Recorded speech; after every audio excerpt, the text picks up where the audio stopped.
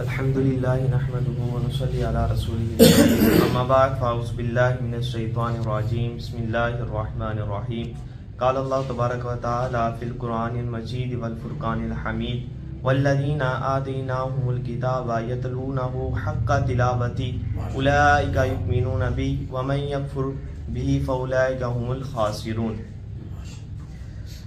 अल्लाह तबारक व तआला की हम्द व सना के बाद हदीस मुबारका नबी पाक सल्लल्लाहु ताला अलैहि वसल्लम पर दूध पाक पढ़ने की फजीलत पर एक हदीस मुबारका पेश करना चाहता हूँ।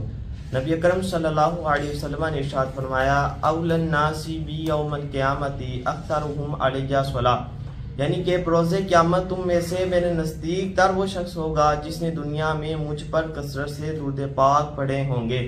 इस दुनिया में कसरत से नबी अकरम सल्लल्लाहु ताला अलैहि वसल्लम पर दूध पाक पढ़ने की बरकत ये मिलेगी कि क़यामत वाले दिन जबकि नफ्सा नफ्सी का आलम होगा, हर जान को अपनी पड़ी होगी, एक माँ अपने बच्चे को भूल जाएगी, उस वक्त नबी पाक सल्लल्लाहु ताला अलैहि वसल्लम आपको देख कर कहेंगे इस शख्स को छोड़ दो, ये मुझ पर दूध पाक पढ़ता था।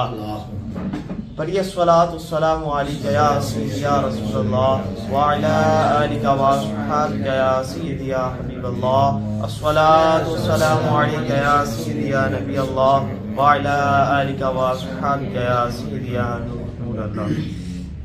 अल्लाह तबारक व तआला ने पारा 1 सूरह बकरा की आयत नंबर 121 में इरशाद फरमाया कि वल्लज़ीना आतैनाहुमुल किताबा यतलूनहु हक़्क़ तिलावती उलाइका युमिनूना बिही, वो लोग जो कुरान पाक की तिलावत को उस तरह करते हैं जिस तरह उसकी तिलावत करने का हक है। उलाइका युमिनूना बिही, यही वो लोग हैं जो ईमान वाले हैं। हज़रत अबू कतादा रज़ी अल्लाह ताला अन्हु फरमाते हैं इस आयत का मतलब ये है कि तिलावत करना कुरान ईमान वालों का हिस्सा है, यानी कि तिलावत सिर्फ मोमिन ही करते हैं।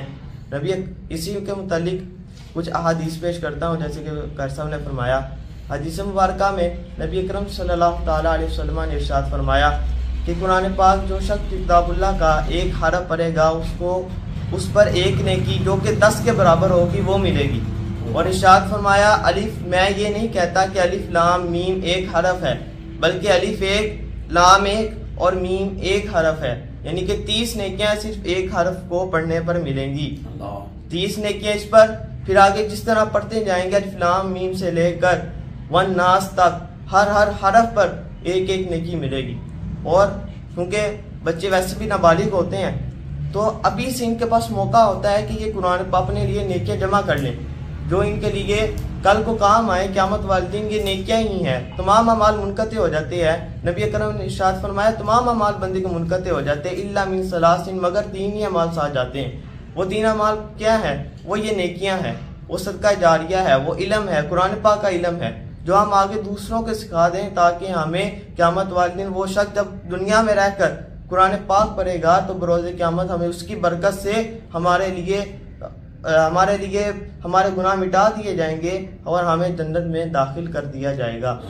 क्योंकि बच्चे नाबालिग होते हैं, इनके पास गुनाह तो होते नहीं, अलबत्ता अलिफ लाम मीम से लेकर जब वन नास तक ये कुरान पाक मुकम्मल का इल्म हासिल कर लेते हैं, कुरान पाक का एक एक हरफ की तिलावत कर लेते हैं तो इनके पास ढेरों नेकियां जमा हो जाती हैं, ढेरों नेकियां जमा हो जाती हैं। फिर इस तरह जब वही बच्चा अगर आप हिफ्ज़ करता है, हिफ्ज़ करने के बाद अगर वो आगे कोई 17-18 बच्चों को हिफ्ज़ करवा भी देता है तो 17-18 बच्चों में से कोई 5 आगे उस्ताद बनकर अगले 5 17-18 को करवाएंगे। इस तरह ये लड़ी यहाँ से लेकर क़यामत तक चलती रहेगी और जो पहला कारी है उसको इसका सवाब मिलता रहेगा और ये क़यामत तक जारी रहता है।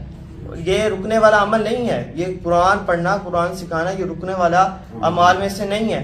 नबी करम सल्लल्लाहु अलैहि वसल्लम ने इरशाद फरमाया जब मेरी उम्मत मर जाएगी, जब ये लोग मरेंगे इनके पास नेकियां नहीं होंगी, जब ईमान वाले मरेंगे इनके पास नेकियां नहीं होंगी, लेकिन जब क़यामत वाले दिन ये उठाए जाएंगे तो इनके पास बहुत पहाड़ जितनी नेकियां होंगी। याद करेंगे अल्लाह तबारक व तआला मेरे पास तो नेकियां नहीं थी, ये सब कहाँ से आई? तो अल्लाह तबारक व तआला इरशाद फरमाएगा ये तुम्हारे वो भाई, तुम्हारे वो दोस्त जो दुनिया में तुम्हारे लिए अमाल करते रहे, ये उन्होंने तुम्हारे लिए इसाल की है। ये जो तुम दुनिया में इल्म सिखा कर आए हो, वो जो आगे सिखाते रहे, ये उन्हीं की बदौलत तुम्हें इतनी नेकी मिली और तुम्हें आज जन्नत में दाखिल कर दिया जाएगा। मुख्तसर ये कि दुनिया का माल दुनिया में रह जाएगा तमाम चीज़ें इस दुनिया में रह जाएंगी, साथ हमारे कुरान जाएगा। नबी अकरम सल्लल्लाहु अलैहि वसल्लम ने इरशाद फरमाया, जो शख्स कुरान की तिलावत करता है और फिर उस पर अमल भी करता है, यानी उसके हराम को हराम जानता है, उसके हलाल को हलाल जानता है, तो कुरान क़यामत वाले दिन उसकी शफाअत करेगा। तमाम चीज़ें दुनिया में रह जाएंगी, माल शफाअत नहीं करेगा, बहन भाई शफाअत नहीं करेंगे, लेकिन कुरान हमारे दिन इंशाअल्लाह शफाअत करेगा।